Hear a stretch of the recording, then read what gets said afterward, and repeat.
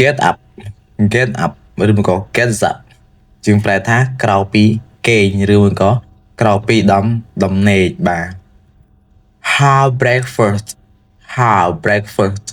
have breakfast បាទយើងប្រែថាញ៉ាំអាហារពេលព្រឹកបាទ breakfast អាហារពេលព្រឹកដល់ពេល have breakfast យើងប្រែថាញ៉ាំអាហារពេលព្រឹកយ៉ា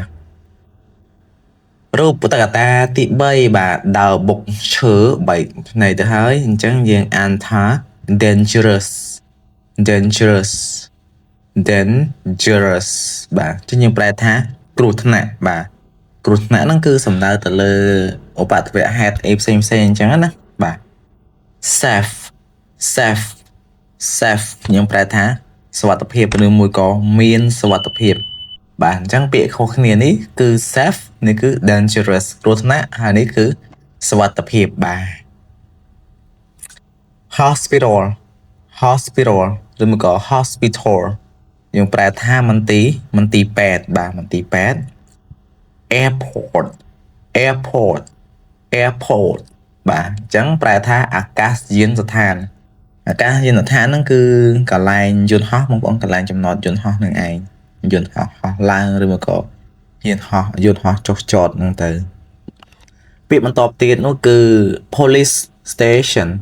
police station police station បាទអញ្ចឹងយើងប្រែថាស្ថានីយ៍ police បាទស្ថានីយ៍ police shop shop shop ហាងបាទហាងលក់សម្លៀកបំពាក់ឬមកក៏ហាងនេះហាងនោះលក់គ្រឿងទេសអញ្ចឹងទៅអញ្ចឹងយើងអានថា shop បាទ police station ស្ថានីយ៍ police in the morning បាទ in the morning in the morning យើងប្រែថានៅពេលព្រឹកឬមួយក៏ពេលព្រឹក yeah in the afternoon in the afternoon in the afternoon បាទអញ្ចឹងយើងអានថាយើងប្រែថានៅពេលរសៀលបាទនៅពេលរសៀល in the afternoon បាទនៅពេលរសៀលទីនេះយើងអានដកទេដោយសារតែនៅ afternoon គឺនៅទីនេះគឺមានស្រៈអញ្ចឹងយើងអាន in the afternoon បាទ at night at night at night យើងប្រែថានៅពេលយប់អញ្ចឹង at night នៅពេលយប់ហើយនេះប្រកាសជាពេលព្រឹកហើយបងប្អូនណាឃើញថ្ងៃរះមានភ្នំមានទឹកបាទទីជនបទមើលទៅគឺគួរឲ្យចង់រស់នៅបាទ in the evening in the evening in the evening យើងប្រែថានៅពេលល្ងាចបាទនៅពេលល្ងាចអញ្ចឹងយើងមើលរូបភាពអាចថាពេលល្ងាចក៏បានពេលព្រឹកក៏បានដោយសារអីថ្ងៃរៀបលិចដូចគ្នាយើងមើលតាមរូបភាពអត់ដឹងទេអូខេអញ្ចឹង in the evening នៅពេលល្ងាច difficult difficult difficult យើងប្រែថាលំបាកបាទលំបាកតែណាគេលីដុំថ្មប៉ុណ្ណឹងហើយងាយស្រួលទេបាទអញ្ចឹងគាត់តែឃើញរូបភាពហ្នឹងក៏ដឹងថាมันងាយស្រួលដែរគឺពិបាកហ្នឹងឯងដូច្នេះ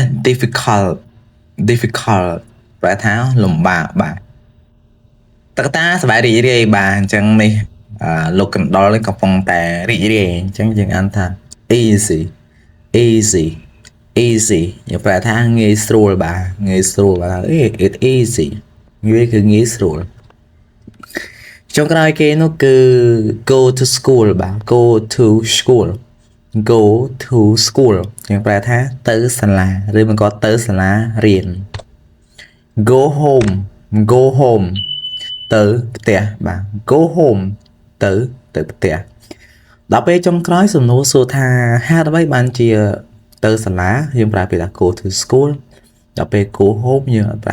ដាក់ថា go to home បាទមកជាដាក់ go to home ខុសទៅវិញបាទអញ្ចឹងសង្ឃឹមថាបងប្អូននឹងចាំលេខនៅ comment ខាងក្រោមដើម្បី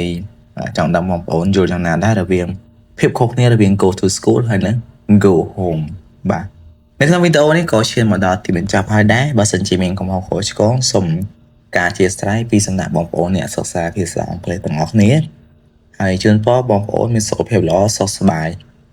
ជួបគ្នានៅវីដេអូក្រោយទៀត